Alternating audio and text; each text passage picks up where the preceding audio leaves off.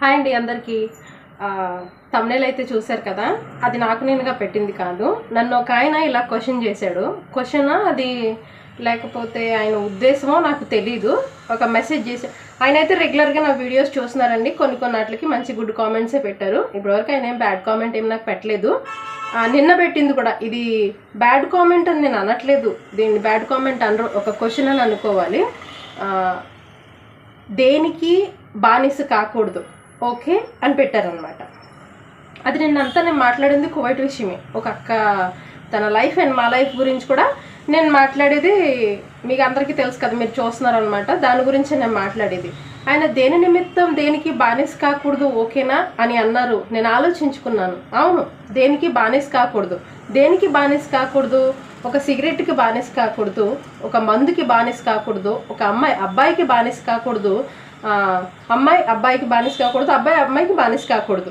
ఇలా బానిస అంటే ఇది నాకు తెలిసిన దాంట్లో. సరే, ఆయన ఏ ఉద్దేశంతో అన్నారో నాకు తెలియదు, కానీ నేను దీని గురించి ఆలోచించి నిజంగానే నేను ఇది కామెంట్ ఇవ్వాలి, ఈ మెసేజ్ ఇవ్వాలి అనే ఉద్దేశంతో నేను దీన్ని స్టార్ట్ చేశాను. నా ఎదురుగుండా ఒక ఫ్యామిలీ ఉందండి. ఆయన తండ్రి పేరుకి, పలుకుబడికి, డబ్బుకి లోటు లేదనమాట. ఈ మూడిట్లకి కూడా ఆయనకి కొదువేమీ లేదు. ఆయన తలుచుకుంటే ఆయన కొడుకుని ఒక ఇంజనీర్ని చేయొచ్చు, ఒక పోలీసుని చేయొచ్చు, లేదంటే ఇంకేదైనా చేయొచ్చు. కానీ అతను చదవలేదు. ఇవన్నీ తండ్రి చెయ్యాలి అంటే, డబ్బు పెట్టి తండ్రి అన్నీ చేయించాలంటే ముందు తను చదవాలి కదా. ఆ కొడుకు చదవలేదు. ఇతను ఒక వ్యాపారవేత్త. అంటే గొర్రెలు, గేదెలు అవి ఉంటాయి కదండి, జీవాలు, వీటి మీద ఒక వ్యాపారవేత్త ఆయన.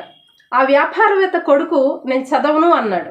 గారం మీద ఏమో అతను చదవను అన్నాడని వీళ్ళు మాన్పించేశారు. ఇతను వెనకాలే వ్యాపారస్తుడయ్యాడు. బాగానే ఉంది. మరి ఇతనికి ఏమో డబ్బు ఉంది, నీ కొడుకుతో వ్యాపారం చేయించావు. కానీ ఇంకో తండ్రికి డబ్బు లేకపోవచ్చు, పేరు లేకపోవచ్చు, పలుకుబడి లేకపోవచ్చు, ఓన్లీ వ్యవసాయం మీదే బ్రతకొచ్చు. ఆ కొడుకుని ఏం చేయగలడు? మీరు చెప్పండి ఒకసారి. ఆ కొడుకుని ఏం చేయగలడు? లేదా వ్యవసాయానికి పంపించాలి, లేదా ఎవరి దగ్గర పనికి కుదర్చాలి, ఏదో ఒక పని. అప్పుడు జీతం తీసుకునే కదా ఆ పని మనం చేస్తున్నామంటే మనం జీతం తీసుకుంటున్నాం. మనం జీతం తీసుకునే దాన్ని బానిసత్వం అని ఎందుకంటారు? కాదే, అది నీ కష్టార్జితం. ఒకరికి ఫ్రీగా ఊడిగం చేస్తే అది బానిసత్వం. కానీ నువ్వు కష్టపడుతున్నావు, అది నీ కష్టార్జితం. అంతే కదా. నాకు తెలిసిందైతే ఇదే. ఆయన మరి ఏ దృష్టిలో అన్నాడు? అవును, మన తెల్లోళ్ళు వచ్చి మన దేశం మీద యుద్ధం చేసేసి ఆ తెల్లోళ్ళు వచ్చి మన దేశాన్ని లాక్కోవాలని మనల్ని ఊడిగం చేయమన్నారు.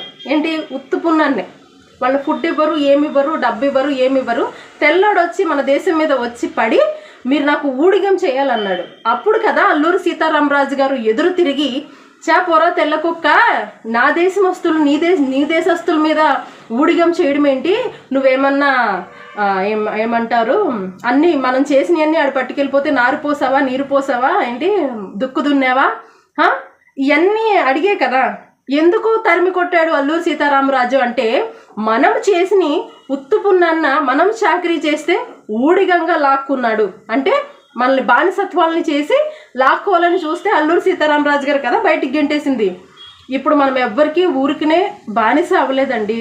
మనం పని చేస్తున్నాం, వాళ్ళు జీతం ఇస్తున్నారు. నేను మీకు అంటే మీరు ఈ కామెంట్ ఏ ఉద్దేశంతో పెట్టారో నాకు తెలీదు. ఎవరికి దేనికి బానిస కాకూడదు సరేనా అని అంటే, మనం పని చేస్తున్నాం, అది బానిసత్వం ఎలా అవుతుంది? నాకు అలా అనిపించలేదు అది. మరి అసలు ఆ క్వశ్చన్ మీరు నాకు ఎందుకు వేసారో నాకు అర్థం కావట్లే.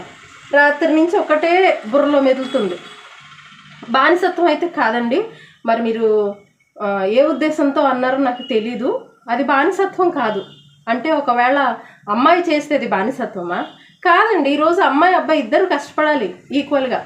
కష్టపడకపోతే కనుక లైఫ్ని లీడ్ చేయలేం అని నా ఉద్దేశం అనమాట. మరి అది మీరు ఏ ఉద్దేశంతో అన్నారో నాకైతే నిజంగా తెలియదబ్బా. నేను ఆలోచించింది అయితే ఇదే. ఇది బానిసత్వం అంటారా, లేకపోతే మన కష్టార్జితం అంటారా? మిగతా వాళ్ళు మీరే చెప్పాలి కామెంట్ రూపంలో. నాకు తెలిసిందైతే ఇదే. అలాగే నిన్న ఒక వీడియోకి ఒక బ్యాడ్ కామెంట్ కూడా వచ్చింది.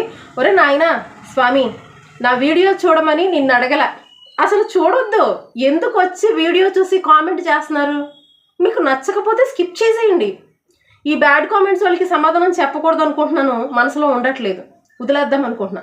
ఒక్కొక్కసారి అనిపిస్తుంది అనమాట, ఎలాగా, ఓహో బ్యాడ్ కామెంట్ పెట్టేవాడు కూడా వచ్చి నా వీడియో చూసి నాకు మెసేజ్ కామెంట్ పెడుతున్నాడు అంటే వాడు నన్ను ఎంకరేజ్ చేస్తున్నట్టే, వాడు నన్ను సపోర్ట్ చేస్తున్నట్టే. నా వీడియో చూసి ఒక లైక్ వేసి ఒక మెసేజ్ పెడితేనే కదా నాకు సపోర్ట్ అవుతుంది. అప్పుడు అర్థమవుతుంది అనమాట, ఓహో బ్యాడ్ కామెంట్ వాళ్ళని ఎందుకు తిట్టాలి అనిపిస్తుంది అనమాట. నాకు నేను ఆలోచించుకుంటున్నాను, అదే కరెక్టే కదా, మీరు చెప్పండి. అదేంటబ్బా, తర్వాత ఇంకోటి ఏంటి విషయం మర్చిపోయాను. ఇంకొకటి అండి, మా తమ్ముడు ఉన్నాడు అనమాట, ఈదిల్ సుధాకర్, ఎడ్ల సుధాకర్ తమ్ముడు. నిన్న నా మీద కవిత రాశాడు అనమాట.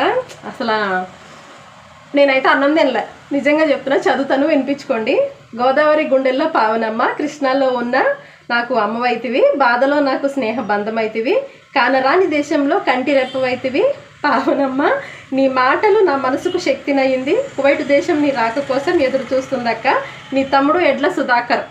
తమ్ముడా, నువ్వు అసలు కవితల స్కూల్లో చదువుకున్నావా ఏంటి, నాకు అర్థంగా అడుగుతున్నా. అబ్బా, నీ కవితలు అయితే నాకు చాలా బాగా నచ్చుతున్నాయి. నిజంగా ఈ కవిత అయితే చాలా బాగుంది. నాకు ఇంత మంచి తమ్ముడు ఉన్నాడని నిజంగా అనుకోలేదు. కొంతమంది బ్యాడ్స్ ఉంటున్నారు, చాలామంది అండి, చాలామంది నాకు మెసేజ్లు పెడుతున్నారు, చాలా మంచిగా పెడుతున్నారు. నేను ఈరోజు చేయాల్సిన వీడియో అయితే ఇది కాదు, వేరే వీడియో. కువైట్లో స్విమ్మింగ్ పూల్లో పిల్లోడు మా ఎదురుగుండానే స్విమ్మింగ్ పూల్లో పడిపోయి చనిపోయాడు అనమాట, కువైట్ వాళ్ళ పిల్లోడే. నేను అసలు ఆ వీడియో పెట్టాలి ఈరోజు. నిజంగా నేను ఈరోజు బ్రతికి బట్టబగట్టి బయటపడి ఇలా ఉన్నాను అంటే దేవుడు కాపాడిందే. నేను అసలు ఆ వీడియో పెట్టాలి, కానీ ఆ కామెంట్కి నేను ఈ వీడియో చేయాల్సి వస్తుంది. బానిస బ్రతుకు అని మీరందరూ చెప్పండి, అది బానిస బ్రతుకా? ఆయన ఎందుకు ఆ కామెంట్ చేశారో నాకు అర్థం కావట్లే ఇప్పటికీ.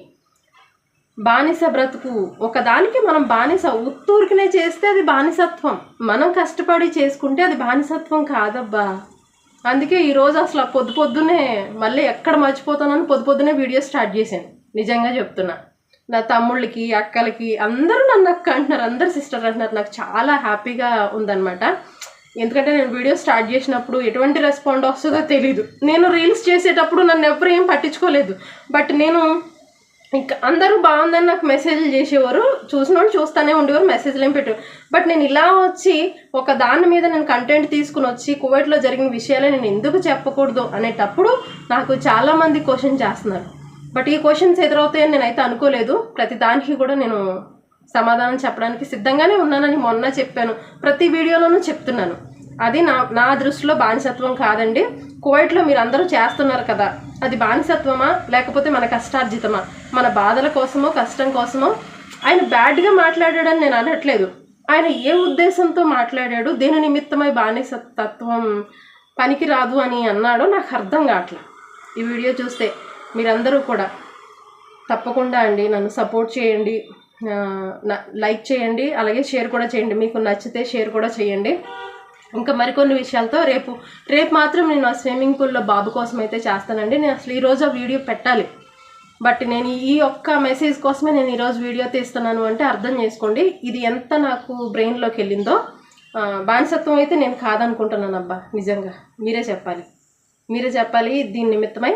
సరే, మా తమ్ముడైతే మంచి కవితలు రాస్తున్నాడు, మిగతా వాళ్ళందరూ కూడా గుడ్ స్పీచ్, బాగా మాట్లాడుతున్నారు, మీరు బాగా చెప్తున్నారు అని అంటున్నారు. వాళ్ళందరికీ కూడా థ్యాంక్ యూ సో మచ్ అండి. ప్రతి మెసేజ్కి నేను రిప్లై ఇస్తున్నాను, బట్ మెసేజ్కి ఇచ్చిన దానికి ఇక్కడ ఇచ్చిన దానికి చాలా తేడా ఉంటుంది కాబట్టి అందరికీ చాలా థ్యాంక్ యూ సో మచ్. తప్పకుండా సపోర్ట్ చేయండి ఇలానే. నేను రేపు వీడియోతో మళ్ళీ వస్తాను. బాయ్. ఆ వీడియో స్విమ్మింగ్ పూల్ వీడియోతో వస్తాను మీ ముందుకి. బాయ్. మరి బ్యాడ్ కామెంట్స్ పెట్టే అన్నయ్యలో తమ్ముళ్ళో మీరు నాకు తెలియదు, కానీ పెట్టుకోండి, మీరు ఎన్ని పెట్టుకున్నా నాకేం ఇది లేదు. నేను ఒక్కదాన్నే లేను కదా దేశం మీద. మీరు సరిగ్గా చక్కగా వచ్చి వీడియో అంతా చూసి నాకు మెసేజ్లు పెడుతున్నారు చూడు, మీరు నన్ను ఎంకరేజ్ చేస్తున్నట్టే, మీరు నాకు సపోర్ట్ ఇస్తున్నట్టే, అంతే నా మైండ్ సెట్లో. బాయ్.